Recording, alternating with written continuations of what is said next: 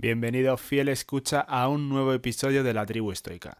En el día de hoy venimos con un nuevo libro de un autor que ya ha pasado por el canal. Y no estoy hablando de Los enemigos del comercio, que sé que lo estás esperando, pero bueno, permanece atento porque en el siguiente episodio sí que lo traeré, ¿vale? Ya está el guión hecho, solo falta la grabación.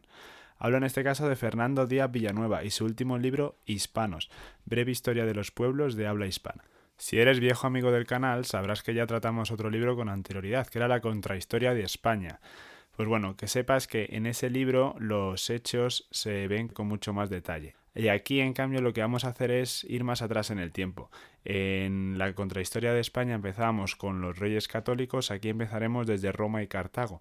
Y veremos las historias paralelas que tienen tanto España y Portugal, o sea, lo que sería Hispania, como la evolución que también tuvieron los países y las provincias que nacieron al abrigo de estos. Ya hablamos de América, Filipinas o todas estas colonias que también tuvo Portugal en África. Así que nada, es un episodio muy especial que quiero dedicar a mi madre, que es la que me regaló este libro. Así que mamá, si no te has leído el libro, que creo que no, espero que te guste este resumen.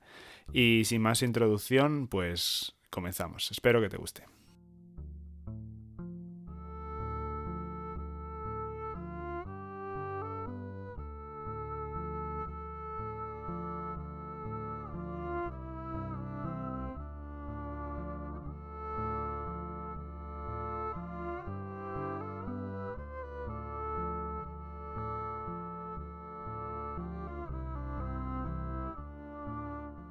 Bien, como he dicho en la introducción, empezamos desde antes de los reyes católicos, mucho antes. Vamos casi a la Hispania de Cartago y de Roma. Para entender bien los antecedentes de este conflicto tenemos que ir a la Primera Guerra Púnica, que se libró entre el 264 a.C. hasta el 241 y que se disputó principalmente en Sicilia. La victoria romana fue aplastante y Cartago tuvo que entregarles el control de Sicilia, y eso en buena medida les empujó a profundizar sus campañas en la península ibérica, que es lo que nos llevará luego a la Segunda Guerra Púnica. Es importante determinar aquí una fecha, el año 227 a.C., en la que un cartaginés llamado Asdrúbal Barca fundó la ciudad de Cart Hadast, o algo parecido, que venía a significar Cartago Nova, la nueva Cartago, y que luego se llamó Cartagena, y era una ciudad que se utilizaba para más allá del mero comercio.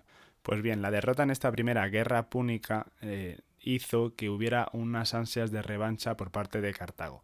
Entonces, Asdrúbal Barca, el padre de que después será el famoso Aníbal, decidió que tenían que pasar primero por la península ibérica, dominar esos territorios que para entonces estaban compuestos por íberos y celtíberos, que eran un montón de tribus que no tenían mucha relación entre ellos y que estaban constantemente en guerras, y como digo, querían dominar ese territorio para extraer los recursos y utilizarlo como puente para atacar a Italia por tierra, pasando tanto los Pirineos como los Alpes. El padre de Aníbal, este es Asdrúbal, cayó en una de estas batallas que tuvieron lugar en la península, y fue el propio Aníbal el que, después de tener el beneplácito del Senado, retomó la contienda. ¿Qué derecho tenían los cartagineses para poder estar en Hispania? Bueno, pues se ve que después de la Primera Guerra Púnica se distribuyeron entre Roma y Cartago las áreas de influencia, y a Cartago le tocó el sur del Ebro. ¿Qué es lo que ocurre? Que en el sur del Ebro había un asentamiento llamado Sagunto, una ciudad que era aliada de Roma. Entonces Aníbal utilizó la presencia de esta ciudad como excusa para poder atacar a Roma.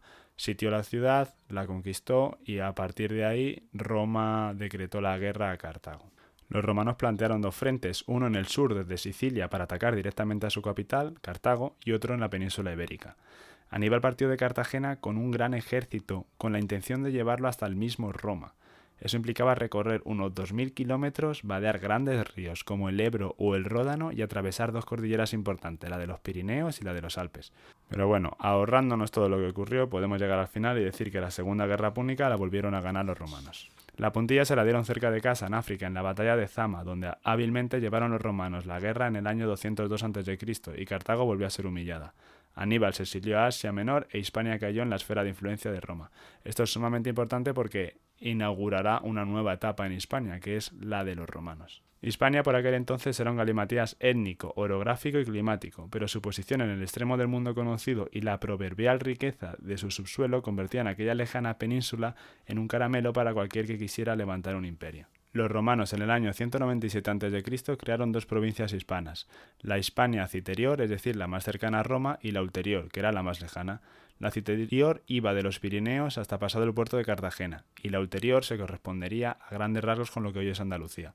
Tendrían también dos capitales. La capital de Citerior sería Tarraco, la actual Tarragona, y la de Ulterior sería Córdoba, que hoy conocemos como Córdoba. Sin embargo, la conquista no sería una conquista cómoda y duraría más de 2 siglos. Los romanos tenían mejores armas, un ejército bien entrenado, mucha paciencia y visión de conjunto, y también utilizaron la estrategia de establecer alianzas y no solo atropellando a través de la guerra. Entre los años 179 a.C. y 178, Tiberio Sempronio Graco, el gobernador de la Citerior, consiguió avanzar sobre el interior valiéndose de esa táctica de pala y zanahoria.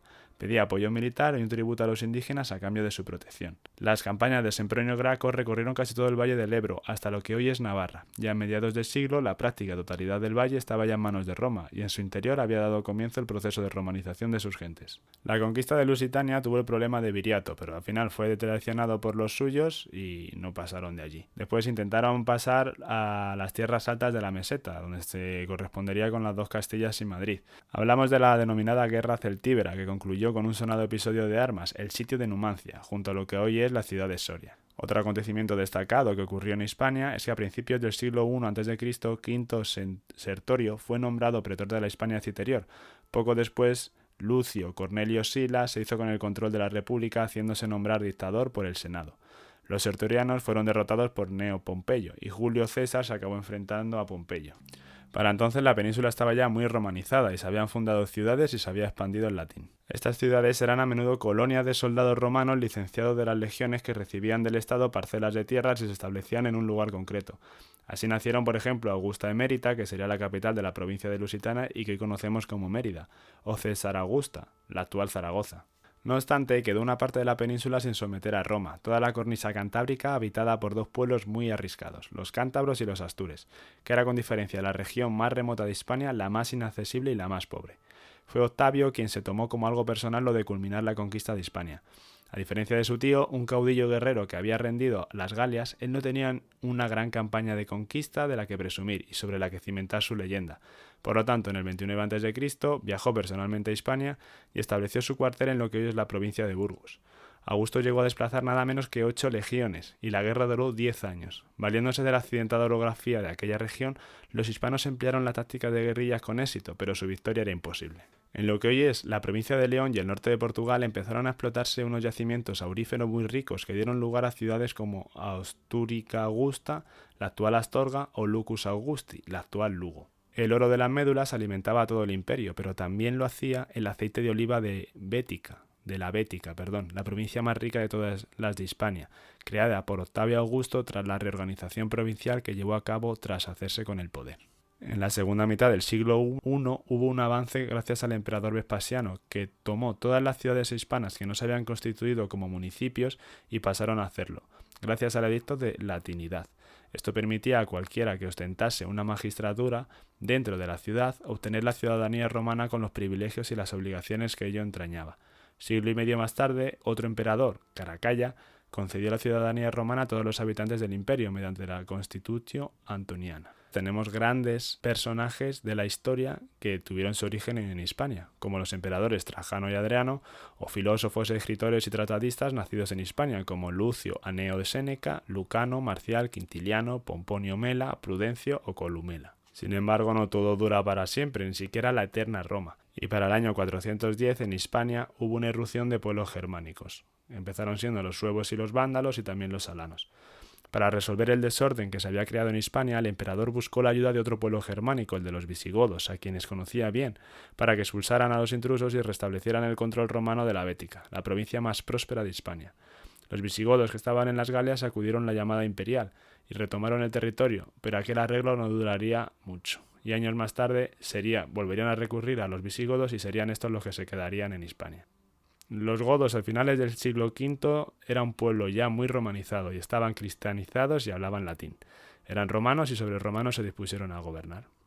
El primer reino visigodo de Hispania no se organizó en torno a ninguna ciudad hispana, sino en torno a Tolosa, una ciudad aquitana de la Galia narbonense, a las orillas del río Garonne, relativamente cerca de los Pirineos, pero no pasaría allí mucho tiempo. Una guerra contra los francos que acabó en derrota de los visigodos obligó a trasladar su centro de gobierno y tesoro real hacia el sur, originando así el reino visigodo de Toledo.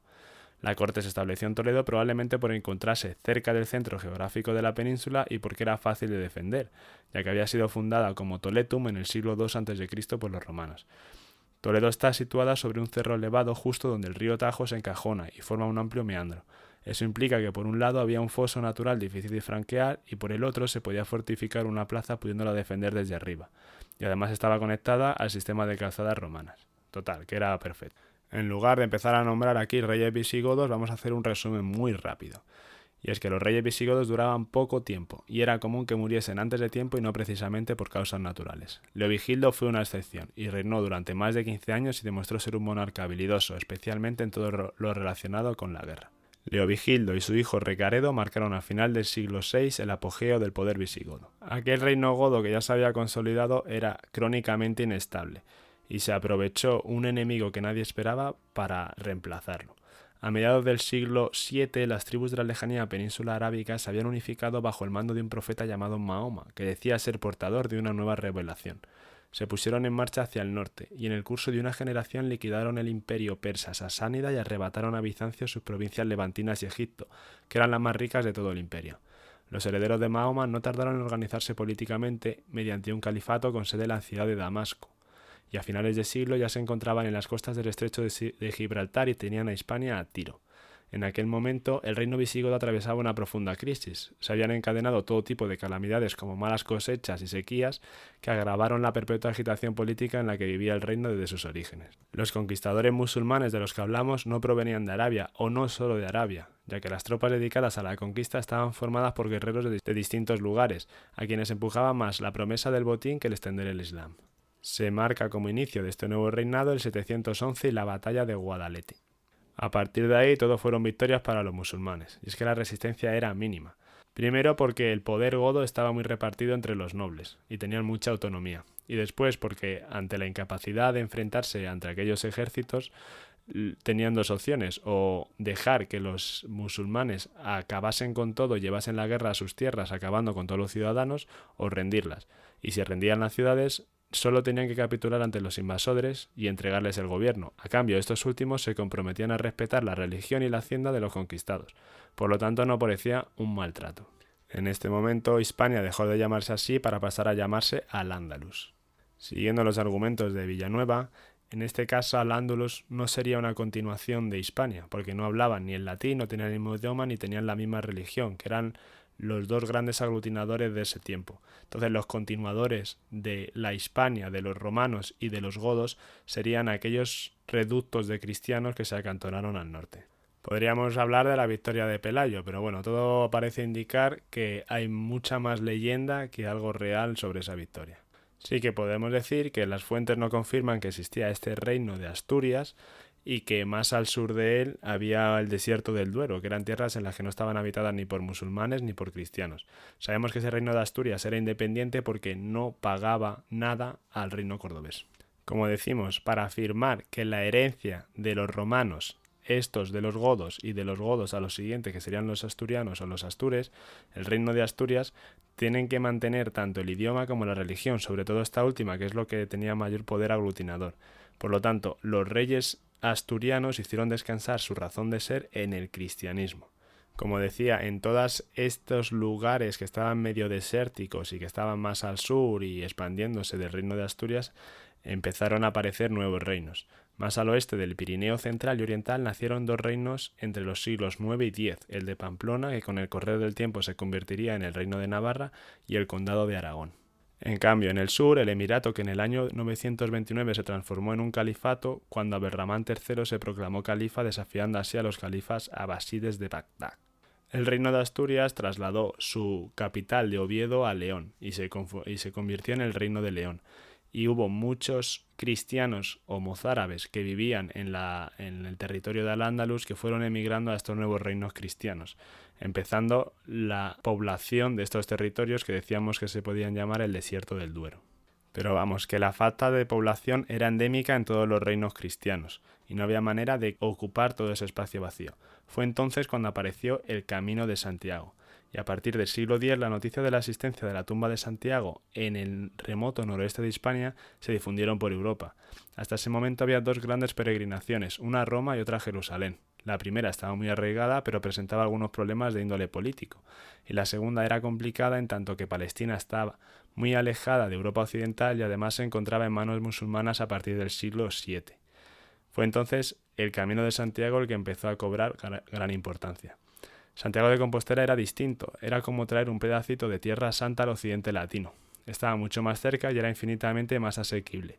Para los reyes hispanos aquello fue una bendición porque abrió una ruta directa y permanente transitada entre el centro de Europa y la península ibérica, por la que circulaban peregrinos, sí, pero también caballeros, mercaderes y artesanos. Sin embargo, a pesar de la importancia que se ha dado a la repoblación durante los primeros siglos, a menudo no hubo una repoblación propiamente dicha y realizada desde arriba. Incentivos para poblar una tierra siempre existieron, porque más habitantes significaba una base fiscal mayor con la que acrecentar el poder de los señores y del propio rey, pero era habitual que más que repoblar se organizase población ya existente, que debía estar dispuesta siempre a resistir las aceifas que enviaban los califas para obtener botín y esclavos. Y yo aquí no voy a entrar en la polémica de si era reconquista o no se llamaba reconquista. Los hispanos de los siglos XI, XII y XIII tenían muy claro que todo lo que conquistaban había sido antes de sus antepasados, pero más allá de eso no voy a entrar en este capítulo porque no tenemos tiempo para ello. Lo que podemos decir es que hubo varios siglos de lucha entre cristianos y musulmanes que se iban arrebatando territorios unos a otros. Una gran victoria de los cristianos fue la conquista de Toledo, que ocurrió en el 1085. Después podemos decir que los musulmanes empezaron a tener miedo y trajeron del norte de África a los almorávides con unas ideas mucho más radicales. En esta época es de donde se supone que vivió Rodrigo Díaz de Vivar o el Cid Campeador, que luchó para los cristianos pero también como soldado de fortuna para los musulmanes. Aquellos territorios que se iban añadiendo al conjunto de territorios cristianos se les debía dar una nueva organización política, y el órgano de gobierno de estas comunidades era un concejo formado por los vecinos que contaban con gran autonomía y que es el antecedente, atención, de los cabildos, que siglos más tarde se establecieron en América y en los municipios actuales. Igual que dijimos que hubo una batalla, la de Pelayo, que fue un punto de inflexión conforme a los cristianos empezaron o acabaron con ese ataque musulmán y establecieron una resistencia, hay otra batalla que es la de Navas de Tolosa en el 1212, que establece también el fin del Imperio andalusí. Esta batalla abrió las puertas del Valle del Guadalquivir a los castellanos y dejó tan debilitados a los emires levantinos que los aragoneses pudieron tomar las Islas Baleares y la costa levantina unos años después y de forma muy rápida. Pasan los años y llegamos a 1469, año en el que se casaron en Valladolid Isabel de Castilla y Fernando de Aragón, que pusieron fin a la estabilidad política de ambos reinos y pusieron en marcha un ambicioso programa de reformas internas ordenando la conquista del Emirato Granadino, que era el último que quedaba en la península. Esta guerra de Granada duró 10 años y fue una de las primeras guerras modernas.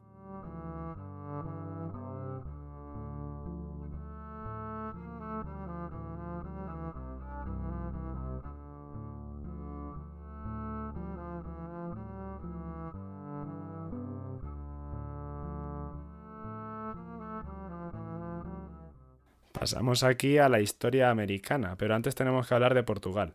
Ya sabemos que Portugal, el reino de Portugal estableció una nueva ruta comercial que llegaba hasta las Indias, costeando toda África, estableciendo puertos que servían de enlace por la costa africana hasta llegar a las Indias y encontrar allí las islas de las Molucas con todos las especias, sobre todo el clavo y la nuez moscada, que entonces se vendía a precio de oro. Los castellanos estaban quedando atrás, pero también tenían una vertiente atlántica, por lo tanto se lanzaron a la conquista de las Canarias. La ventaja de los portugueses es que era la primera vez que se circunnavegaba África y la primera que las costas europeas quedaban conectadas mediante una ruta con las del sur de Asia, pudiendo prescindir de los intermediarios italianos, levantinos y árabes. Para principios del siglo XVI el comercio con ultramar suponía 2/3 de los ingresos del reino portugués y el de especias llegadas desde la India representaba casi la mitad de los ingresos de la corona.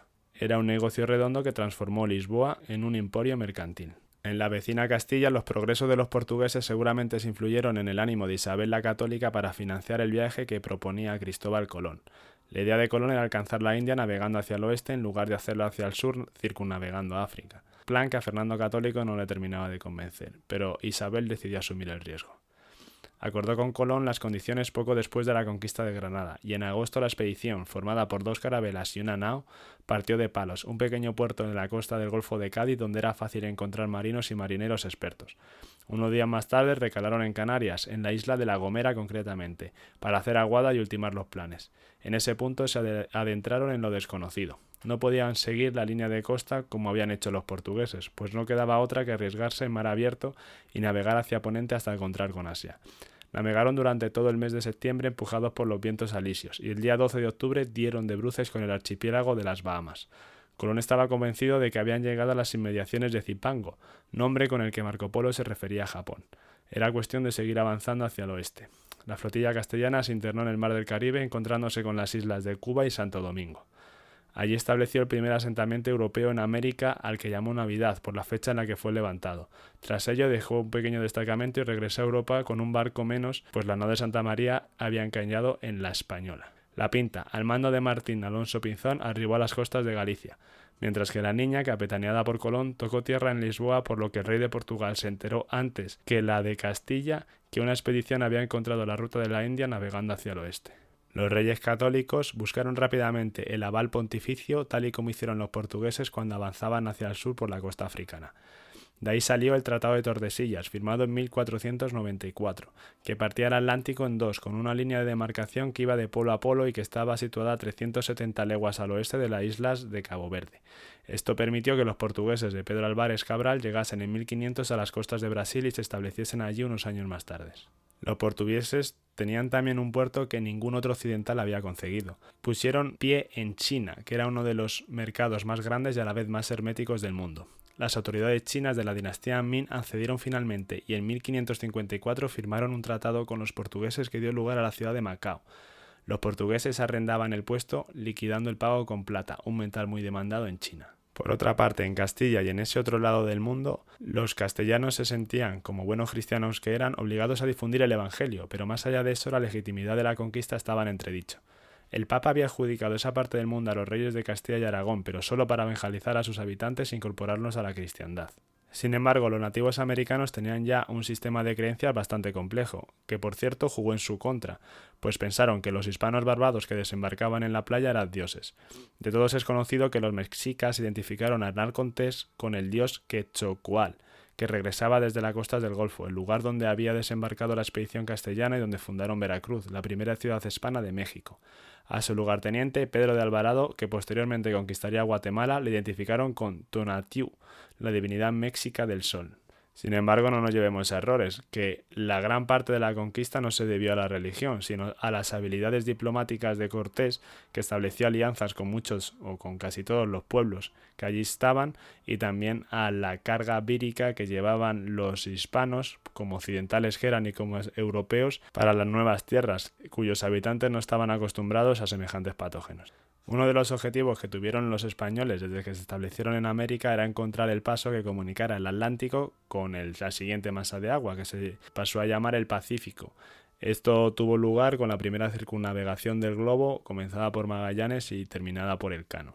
Fruto de esta primera circunnavegación tenemos la presencia de Legazpi en Manila, en las Filipinas, y después el tornaviaje o el tornavuelta que iba desde Filipinas hasta México, estableciéndose también una nueva dirección, una nueva ruta comercial que comunicaba México, Nueva España, con Asia y sobre todo con el Gran Dragón chino. Entonces se consiguió lo que se había buscado desde el principio, que era establecer una ruta a las Islas de las Especias. Sin embargo, debido a que los británicos y holandeses también se habían metido en la zona de las Malucas, ya había más oferta y menos demanda.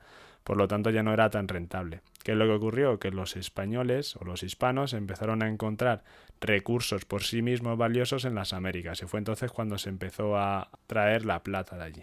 Las 6 décadas que van del 1580 a 1640, en la que todos los reinos hispanos estuvieron bajo los mismos reyes, en este caso Felipe II, tercero y cuarto de España, que en Portugal podría ser primero, segundo y tercero, y fue en esta época durante los cuales la monarquía hispánica alcanzó la cúspide de su poder. Como dijimos anteriormente, la organización política en América, en las provincias de América, fue a través de los virreinatos y dentro de estos a través de los cabildos. Como las comunicaciones de entonces eran tan lentas, en realidad las provincias españolas o hispanas tenían mucha independencia y mucha autonomía. Seguían siendo súbditas de la corona, pero su funcionamiento era prácticamente autónomo. En las provincias de ultramar, en América, igual que pasó en la península con la Reconquista, había problemas de falta de pobladores, de personas que viviesen en esos territorios. Pues los indígenas terminaron siendo absorbidos por la nueva sociedad virreinal de varias formas. Durante los primeros años se les capturaba sin miramientos y luego se vendían como esclavos, pero la corona intervino declarándolos como súbditos de la corona en las leyes de Burgos de 1512. Se estableció entonces el sistema de encomiendas mediante el cual los colonos llegados de la península se les encomendaba a indígenas para que los evangelizasen con la ayuda de un cura doctrinero. En lo que se evangelizaban se les ponía a trabajar para el colono. El sistema de la encomienda dio lugar a muchos abusos y fue abolido en 1542 con las leyes nuevas. Si querían tener empleados en sus fincas, a partir de ahora habría que pagarles un salario. Recuerda esta fecha, 1542, para cuando te vuelvan las olas de la leyenda negra, que digas que a partir de esa fecha ya estaba abolida la esclavitud en las provincias americanas. Al menos de los indígenas que allí estaban antes de la llegada de los peninsulares, porque sí que es verdad que en el Caribe se importaban esclavos africanos, que a eso sí se les podía esclavizar conforme a la ley. Pero bueno, la realidad es que el mestizaje fue la norma, por varias razones. Primero, porque las leyes así lo permitían. Segundo, porque los españoles o los peninsulares que iban de la península ibérica a América eran en su mayoría hombres y necesitaban mujeres pues, con las que yacer y tener descendencia. Y por tercera razón, porque también las leyes o las costumbres eran más laxas y había más de un españolito que tenía varias mujeres. Por su parte, la colonización de Brasil tuvo sus peculiaridades. Ya hemos dicho que los portugueses llegaron a las costas de Brasil hacia el año 1500, pero no empezaron a colonizarlo hasta mucho después. Las ciudades nacían con su cámara municipal que regía la vida urbana, pero todo orbitaba en torno al azúcar y en menor medida al tabaco y el algodón.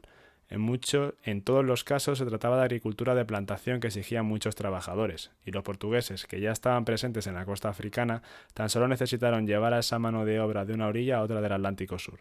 En una colonia de esas características dedicada casi en exclusiva a exportar el azúcar, el número de colonos era pequeño y los que había no tenían voluntad alguna de integrar la población local, por lo que no vieron la necesidad de fundar universidades, en contra de lo que ocurría en aquellos territorios controlados por los reyes católicos. Durante los siglos XVI y XVII, la colonia de Brasil no pasó de ser una plantación inmensa que la convirtió en el mayor productor de azúcar del mundo.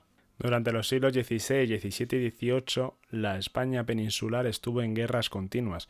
Todo lo contrario ocurrió en América, en la que vivieron muchos años de una tranquilidad pasmosa, que en los libros de historia se pasa con que se pasan los años casi sin ocurrir nada, que permitió que crecieran tanto económicas como demográficamente. Podemos hablar ahora como curiosidad de la Real Expedición de la Vacuna, una empresa de carácter filantrópico que puso en marcha un médico alicantino llamado Francisco Javier Balmís a instancias de Carlos IV.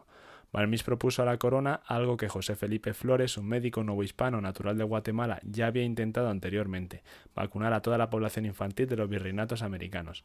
Carlos IV, a título personal, no tenía nada de altruista, menos aún su valido y primer ministro Manuel de Godoy, pero ambos tenían la convicción de que el reino lo era todo, que no orbitaba en torno al centro propiamente dicho, por lo que un niño rioplatense, peruano o neogranadino estaba al mismo nivel que uno nacido en Sevilla, en Barcelona o en un vecindario madrileño a 5 manzanas del palacio. La Real Expedición de la Vacuna finalizó en 1806, momento en el que Balmís regresó a la península después de haber circunnavegado el globo, porque se empeñó en vacunar también en Filipinas, una capitanía general dependiente de Nueva España. 2 años más tarde todo saltaría por los aires, pues los dominios peninsulares de las dos monarquías, la española y la portuguesa, fueron invadidos por las tropas napoleónicas, algo simplemente impensable solo unos años antes. La invasión francesa desencadenaría una prolongada guerra en la península y pondría en marcha un proceso que alteraría profundamente la realidad política en ambas orillas del océano.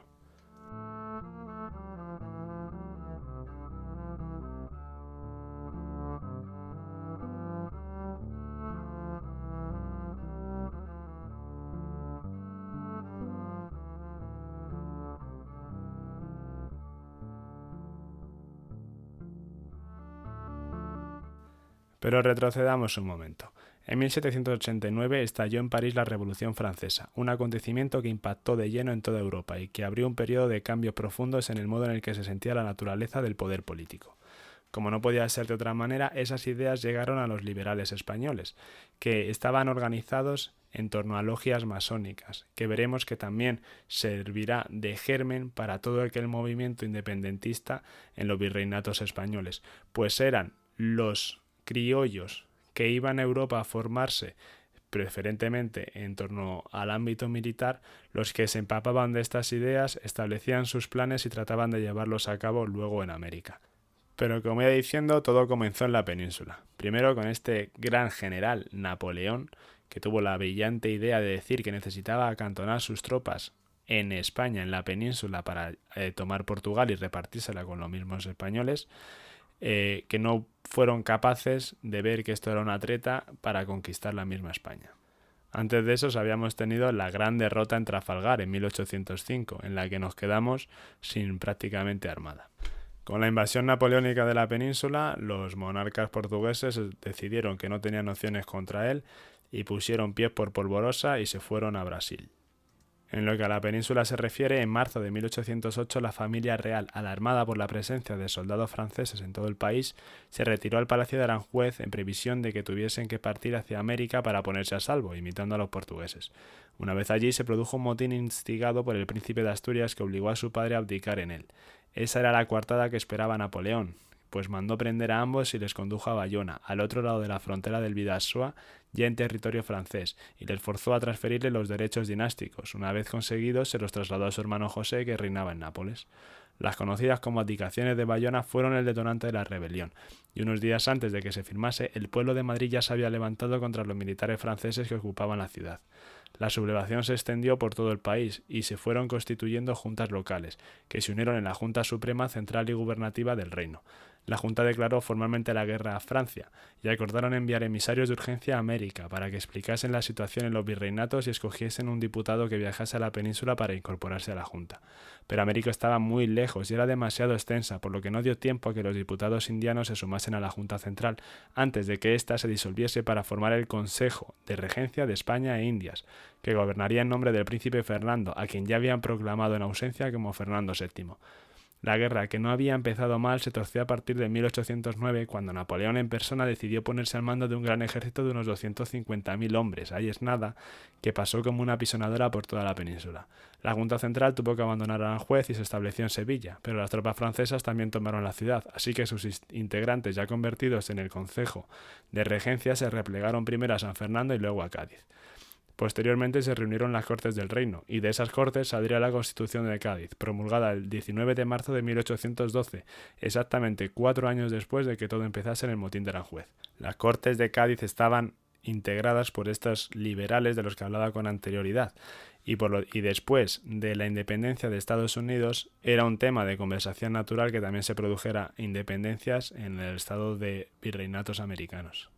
Y aunque no había un gran apoyo popular a la independencia, lo que sí que había era grandes personajes que hablaban sobre esta independencia, como Francisco de Miranda en Venezuela o el propio Simón Bolívar, que ya dijimos que eran hijos de criollos de clase alta que habían ido a España y a Europa a formarse, que habían participado en las guerras, probablemente en alguna de estas guerras napoleónicas, y que volvían con nuevas ideas liberales propias de logias masónicas, que también había en España, tanto en América, y que llevaron a cabo más que nada también por la ausencia de poder que existía por la situación que estaba atravesando la España peninsular con las guerras napoleónicas, con Fernando VII en el exilio, y que además a su vuelta no solo aprobó la Constitución de Cádiz, sino que la derogó y volvió al absolutismo. Pero claro, la guerra de la independencia no dejaba de ser una guerra civil entre los que estaban a favor de dicha independencia y de los realistas, que seguían siendo fieles al monarca.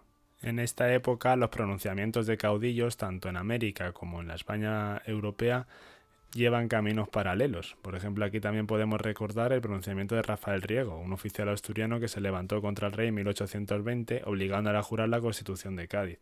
Por lo tanto, este es el argumento principal de Fernando Díaz Villanueva, que al final, incluso, evidentemente, cuando estaban juntos, cuando iban de la mano bajo el mismo rey, tenían caminos paralelos, pero también cuando se separaron siguieron esos mismos caminos.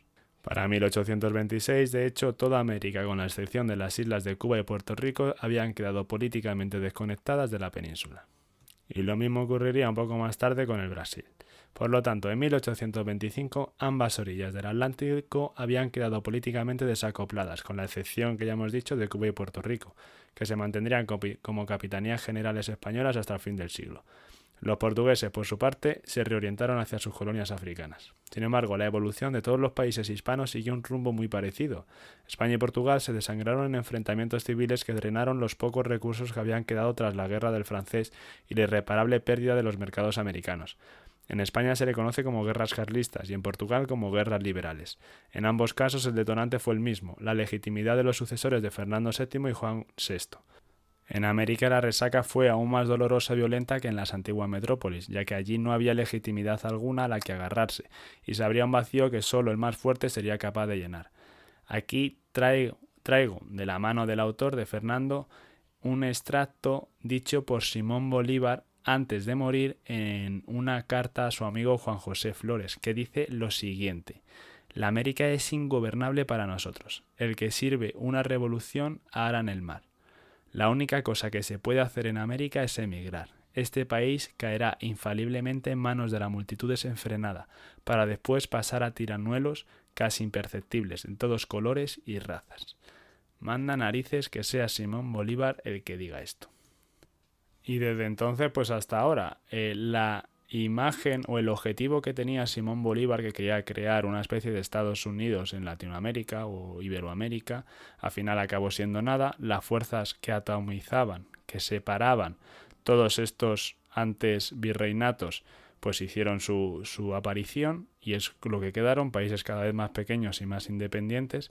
Y por otro lado, el mismo Estados Unidos es el que empezó a actuar en su backyard, en su patio trasero, que era todo Centroamérica y Sudamérica, tanto para ayudar a poner personas que ellos consideraban que eran más propicios a los intereses que tenían, hablo de la política, como para establecer nuevos rutas comerciales, en fin, que desde Cuba a Puerto Rico, que eran las últimas que les quedaba a España, pasando por Panamá, Estados Unidos estuvo presente en toda Iberoamérica desde el momento en el que se fue a España. Y de aquellos barros, pues estos lodos. A mí no me deja de resultar curioso que todas estas revoluciones que partieron de una ideología que heredaban de la Revolución Francesa, pero que era una ideología liberal que trataba de dar más poder al pueblo, de quitar poder a los monarcas, en el siglo XIX, este liberalismo del siglo XIX, acabaría llevando al siglo XX el siglo de las dictaduras, que no solo hablamos de Hitler y Mussolini, hablamos de dictaduras en España con Franco, en Portugal, la de ni se sabe de caudillos que hubo en Iberoamérica. Y también el autor, Díaz Villanueva, nos habla que un punto de inflexión fue la Segunda Guerra Mundial y la posterior Guerra Fría, en la que, como ya no se veía bien ese impulso colonizador, se empezaron a retirar las potencias europeas de todos aquellos países en África y Asia, y ese vacío pues era nuevos países que estaban en el tablero de Estados Unidos y la recién creada URSS, para intentar ganar influencias y llevárselo de su lado. En un principio parecía que América se iba a mantener al margen por la proximidad que tenía con Estados Unidos y que por lo tanto no iba a ser importante, pero la guerrilla de Fidel Castro, que al final acabó haciéndose con el poder, y su viraje hacia la Unión Soviética, pues al final abrió paso a que ese ambiente político o ese toque ideológico que tenía Fidel Castro se contagiase a todos los países de Centro y Sudamérica y llegaran hasta nuestros días. Al final lo que dice Villanueva es que una cantidad de países con tanta historia, que a pesar de que en el siglo XIX, cuando se empezó a igualar el Estado-nación con, o sea, la nacionalidad con el Estado, cuando se pensaba que una nación solo estaba dentro de las fronteras de un Estado, ahora él habla de otra manera de concebir esa nación, que es esta continuidad o esto que tienen en común de ideología, de tradiciones, de costumbres. En ese caso, este libro lo que hace es tratar de aunar toda esa historia que tenemos en común, lo que ahora se corresponde con España, Portugal y toda Iberoamérica, y dice que por la cantidad de habitantes que tenemos, la influencia, que aunque no somos grandes potencias económicas, sí que tenemos mucha influencia cultural y que parece que está aumentando también por la cantidad de hablantes de español, pues que al final vamos a tener un futuro bastante brillante. Yo no tengo los conocimientos de Villanueva, yo no puedo dar argumentos para contradecir esta visión suya, pero bueno, lo que sí que me voy a agarrar es al prólogo que hace Alberto Garín, su gran amigo, que no deja de decir que bueno, que es una idea muy respetable esta que propone como hipótesis en este libro Fernando Díaz Villanueva, pero deja caer, habría que ver si no estamos hablando de cherry picking, de estar eligiendo solo aquellos acontecimientos que le cuadran para mantener esta hipótesis y si realmente existe esa concepción de hispanos, ese bagaje común que nos haría remar en la misma dirección. Yo es algo que la verdad es que no me voy a mojar. Con esto voy a dar fin a este episodio. Espero que te haya gustado y no descarto traer el otro libro que tiene Villanueva, que tiene entre medias de la contrahistoria de España y que es la contrahistoria del comunismo, que también enlazaría un poco con el trabajo que estoy haciendo de Escotado, aunque imagino que el de Escotado es bastante más profundo. Los libros de Escotado sí me lo he leído, de Villanueva de la contrahistoria del comunismo, ¿no? Pero bueno, no dejan de ser diferentes puntos de vista del mismo hecho y yo creo que Villanueva sí que escribe de una manera más llana, más para divulgar, son libros más cortos, más asequibles, por lo tanto si te apetece leerte yo te lo recomiendo, está en la línea de otros episodios que hemos tratado como la imperiofobia o incluso el documental de la primera globalización. Y nada, lo que te digo siempre, si no estás suscrito, pues te animo a que lo hagas, le des a like, me dejes algún comentario, que ya sabéis que siempre es agradable saber que hay otra persona al otro lado de estos auriculares y que le gusta lo que hago. Y sin más dilación, pues nada, nos vemos en el siguiente. Un saludo, estoicos.